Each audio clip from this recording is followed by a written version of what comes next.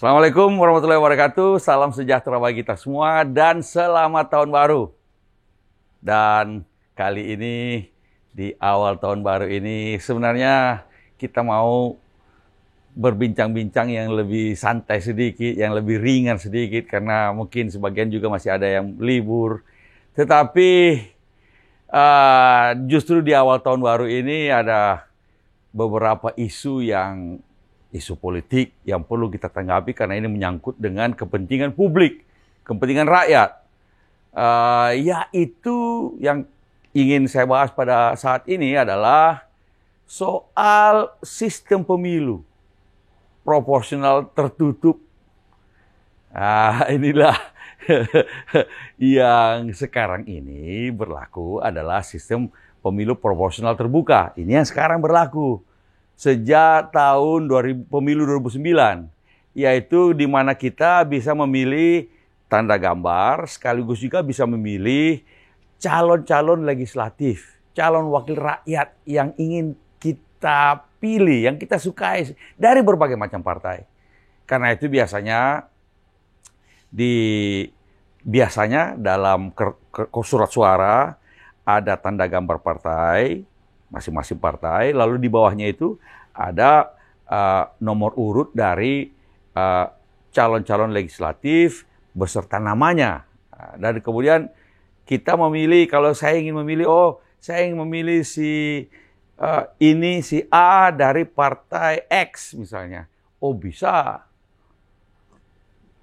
Dan karena itu namanya sistem proporsional terbuka. Siapa yang terpilih nantinya ke parlemen, baik itu DPR, DPRD, adalah dari partai tersebut. Misalnya partai tersebut dapat 1 kursi, maka 1 kursi itu adalah hak dari caleg dari partai tersebut yang paling besar suaranya. Jadi nomor urutnya bisa nomor 10, bisa nomor 7, bisa nomor 2, bisa nomor 1. Laki-laki atau perempuan. Itu namanya sistem proporsional terbuka.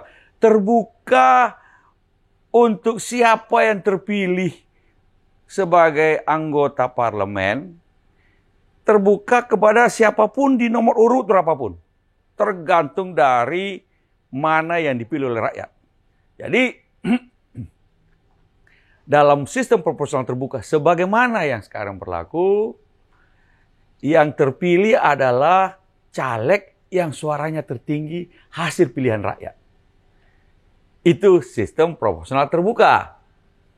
Sekali lagi yang sekarang berlaku sejak pemilu 2009 sebagai hasil dari keputusan Mahkamah Konstitusi. Jadi Mahkamah Konstitusi yang mengatakan waktu itu bahwa pemilu sistem tertutup itu bertentangan dengan konstitusi, karena itu harus membolehkan rakyat memilih langsung calon-calonnya dalam pemilu legislatif. Calon-calon wakil rakyat yang disukainya, yang disenanginya, yang dianggap memperhatikan kepentingannya. Sebaliknya, kalau sistem pemilu proporsional tertutup, ini adalah sistem pemilu yang dipakai sejak Orde Lama, Orde Baru, dan sempat di awal-awal reformasi. Yaitu rakyat hanya memilih tanda gambar. Cukup tanda gambar. Di surat suara itu cuma tanda gambar aja. Tidak ada caleg. Karena yang berlaku adalah sistem yang tertutup, proporsional tertutup. Nah, siapa yang terpilih ke parlemen itu tergantung nomor urut. Yaitu kalau partai tersebut dapat 1 kursi, ya nomor urut 1. Kecuali kalau partai itu dapat 2 kursi di dapil tersebut, ya nomor 1, nomor 2. Tertutup. Tidak bisa nomor 10 tiba-tiba jadi calon. Jadi anggota DPR atau DPRD.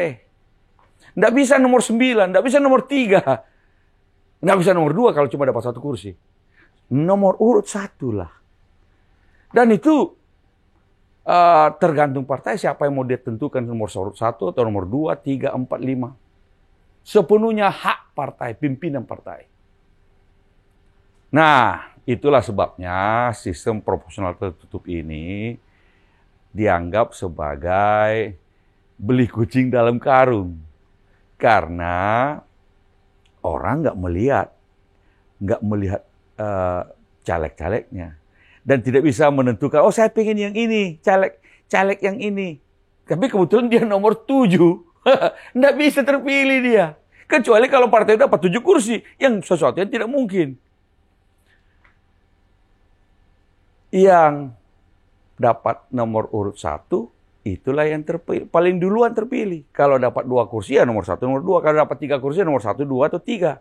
Yang sesuatu yang hampir tidak mungkin terjadi. Biasanya satu partai di dapil dapat 1 kursi, ya nomor 1 lah. Bagaimana kalau saya suka yang ada orang yang bagus sekali, tapi dikasih nomor 7, ya tidak bisa dia terpilih. Kecuali kalau partai itu dapat 7 kursi itu. Nah, sekali lagi itulah dikatakan bahwa sistem pemilu proporsional tertutup itu adalah sistem seperti beli kucing dalam karung. Karena itu bagaimana caranya untuk terpilih adalah bagaimana mendapat nomor urut 1. Itu perebutannya itu loh, perbuatan bagaimana mendapat nomor urut 1. Nah, disitulah para caleg, kadar-kadar partai maupun bukan partai, kemudian berusaha mendekati pimpinan partai. Di situ juga ada potensi politik uang di situ. Jelas itu. Nah, ini sudah pernah kita rasakan kok sebelumnya. Sehingga yang terjadi adalah tidak penting apakah yang nomor 1 itu dikenal oleh rakyat atau mengenal rakyat yang diwakilinya. Tidak penting. Siapapun bisa ditaruh nomor 1 oleh pimpinan partai. Karena tergantung pimpinan partai. Oligarki partai menjadi sangat merajalela. Nah itu tadi. Lalu kemudian bagaimana caranya cari-cari muka ke pimpinan partai. Walaupun tidak dikenal oleh masyarakat di daerah itu. Dan kemudian dikasih nomor urut 1. Itu jaminan sudah itu. Jaminan terpilih itu. Untuk daerah, apalagi kalau ditempatkan di nomor urut 1 di basis partai tersebut. Ongkang-ongkang kaki pun dia akan terpilih. Nah, makanya yang muncul adalah kader-kader jenggot. Kader jenggot itu apa? Akarnya ke atas. Ini kayak jenggot saya ini. Akarnya ke atas. Bukan ke bawah kepada rakyat. Karena tidak penting rakyat. Nah, sistem proporsional tertutup ini memang adalah sistem yang primitif. Yang memang akuntabilitasnya kepada rakyat yang diwakilinya sangat tipis. Karena orang bisa terpilih kembali. Walaupun kinerjanya di DPR atau DPRD sebenarnya nggak jelas kinerjanya. Tapi karena tiap kali pemilu dikasih nomor urut 1, ya dapat terus dia. Masuk terus di parlemen. Beda kalau sistem proporsional terbuka. Hati-hati. Sesudah terpilih, kalau tetap tidak memperjuangkan kepentingan rakyat yang diwakilinya, tidak yang ngopeni rakyatnya, dia akan tidak terpilih lagi. Walaupun dia nomor 1. Nomor urut 1, sudah banyak sekali nomor urut 1 tidak terpilih kok. Dalam sistem proporsional terbuka. Kenapa? Setelah terpilih dia pikir rakyat itu taken for granted. Seenaknya aja walau sudah terpilih. Lupa dengan rakyat yang diwakilinya. Pemilu depan tidak terpilih dia. Kenapa? Rakyat akan memilih calon lain walaupun dari partai yang sama. Nah, itulah sebabnya dalam sistem proporsional terbuka, maka hubungan antara rakyat dengan wakil rakyat menjadi sangat penting. Orang harus ngopen rakyatnya, memperjuangkan kepentingan rakyatnya yang diwakilinya, memperhatikan nasib rakyat. Kalau tidak, pemilu depan dia bisa tidak terpilih. Karena itu, ketika kita bergerak dari proporsional tertutup menjadi proporsional terbuka, seperti yang dilakukan pada 2009 lalu, itu adalah kemajuan. Itu adalah kemajuan. Kalau kita sekarang kembali ke proporsional tertutup, jelas kemunduran. Karena begini, kalau bicara tentang akuntabilitas, sebenarnya proporsional terbuka pun masih banyak kelemahannya. Masih banyak kelemahannya. Kalau mau bicara, kalau tidak puas dengan proporsional terbuka, Oh, ada yang bilang begini, tapi proporsional terbuka ini menimbulkan money politics dan membutuhkan biaya besar. Oh, kalau itu bukan urusan sistem pemilu. Itu persoalan adalah campaign finance reform. Reformasi pendanaan kampanye. Ini yang sampai sekarang ini belum dilakukan di Indonesia.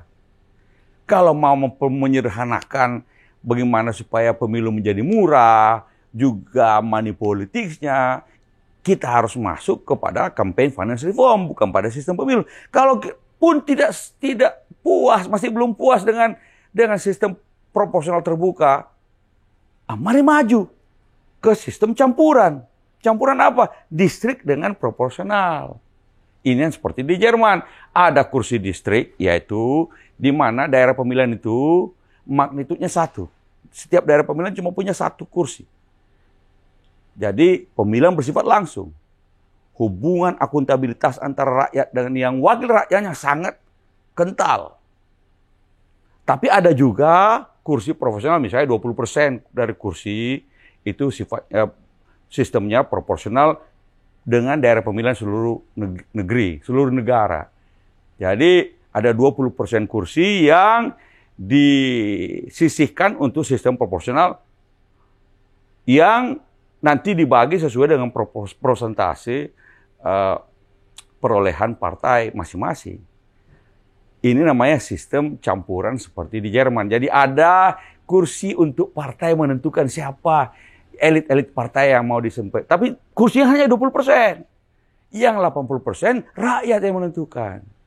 Kalau mau lebih maju lagi tentu saja sistem distrik murni.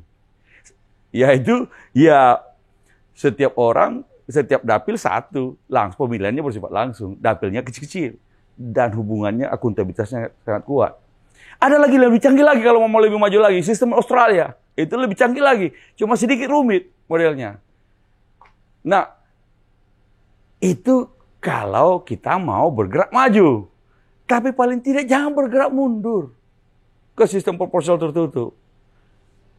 Mari kita kalau memang kita merasa belum siap kita untuk sistem campuran atau belum siap kita sistem distrik, apalagi sistem Australia, tapi jangan mundur ke belakang dengan sistem proporsional tertutup. Mari kita paling tidak tetap menjalankan sistem proporsional terbuka. Jangan mengebiri hak rakyat untuk secara langsung memilih wakil-wakilnya di DPR dan DPR RI. Dengan kembali ke sistem proporsional tertutup, itu sama saja kita mengambil hak rakyat untuk memilih langsung wakil-wakilnya. Lalu memberikan semua kewenangan itu kepada partai yang menentukan siapa yang maju ke parlemen. Siapa yang menjadi wakil rakyat di parlemen. Kan itu menjadi lucu. Negara demokrasi itu yang berdaulat rakyat. Namanya sistem kedaulatan rakyat. Termasuk dalam memilih wakil-wakilnya di parlemen. Bukan sekedar tanda gambar, lalu terserah pasrah bongkoan namanya partai menentukan siapa yang mau jadi anggota parlemen. Dengan nomor urut 1 itu. Inilah. Kalau Partai Demokrat jelas, kami menolak sistem proporsional tertutup. Jelas kami menolak dan keras. Kalau kami Partai Demokrat, jelas. Kami sudah mempersiapkan calon-calon wakil rakyat. Untuk di masing-masing daerah pemilihan. Mereka harus mendekati rakyat. Mereka harus mendengarkan aspirasi rakyat. Mereka harus memperjuangkan rakyat. Dan mereka harus tentu saja mengenali dan dikenal oleh rakyat yang diwakilinya. Bukan hanya sekedar berbekal tanda gambar begitu aja. Partai Demokrat lalu mengusung tokoh-tokoh terus. Jadi dia sendiri harus mengenal dan dikenali oleh rakyatnya. Mengerti dan memahami rakyat yang diwakilinya. Itu kalau Partai Demokrat. Kalau ada partai lain yang ingin kembali ke proporsional terbuka, ya itu terserah, itu hak mereka. Silakan rakyat kemudian niteni. Melihat dan mengenali partai yang mau kembali mengebiri hak rakyat untuk memilih wakilnya secara langsung. Ya jangan pilih partai semacam itu. Itu kalau kita bicara tentang esensi demokrasi, yaitu kedaulatan rakyat. Mudah-mudahan Mahkamah Konstitusi tetap mengerti jiwa dan esensi dari demokrasi, yaitu kedaulatan rakyat itu. Dan menolak itu orang-orang yang nggak tahu dari mana. Tapi kita tahu pasti mereka dari kader partai tertentu yang menolak, yang ingin mengebiri hak rakyat untuk memilih wakilnya sendiri. Mereka ini sedang mengajukan judicial review kepada Mahkamah Konstitusi dengan harapan Mahkamah Konstitusi kemudian mengembalikan lagi atau sistem lama, yaitu sistem proporsional tertutup itu, dan mengembalikan lagi hak mutlak partai yang menentukan calon-calon nomor urut 1 itu untuk kembali masuk ke DPR. Oligarki partai. Sekarang silakan rakyat melihat sendiri partai mana yang ingin mengukuhkan hak rakyat untuk memilih secara langsung wakilnya, dan partai mana yang justru ingin mengambil hak rakyat itu dan menjadikannya monopoli partai. Sekali lagi, selamat tahun baru. Sampai jumpa lagi di lain kesempatan. Assalamualaikum warahmatullahi wabarakatuh.